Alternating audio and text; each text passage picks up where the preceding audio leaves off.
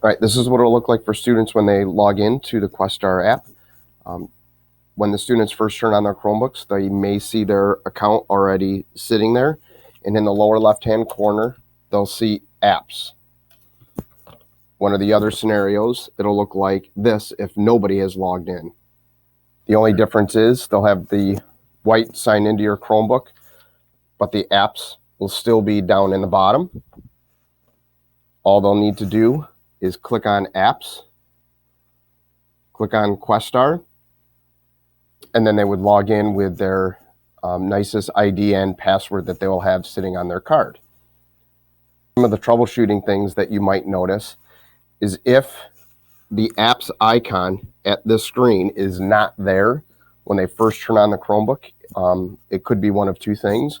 One is the students had their Chromebooks off while the apps was pushed to all of the Chromebooks. So if it doesn't show up, have the students reboot their Chromebook and it'll show up.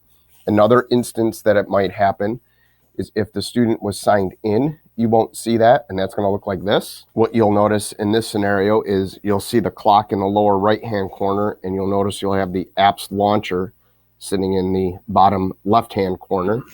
If that's the case, just tell the student to sign out, and then once they sign out, the apps will show up in the bottom. One of the things that you do have to take note of is because the students can log into their Chromebook, there is the possibility that during the test, and they've already been logged into Questar, that they sign out of Questar, log back into their Chromebook, research something, log back out of their Chromebook, try to log back into Questar, and then raise their hand saying that they need the Proctor ID.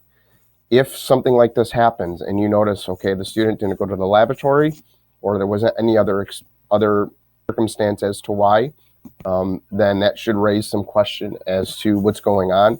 The other thing is the proctor for the computer-based testing should also notice that the kid was offline for an extended amount of time.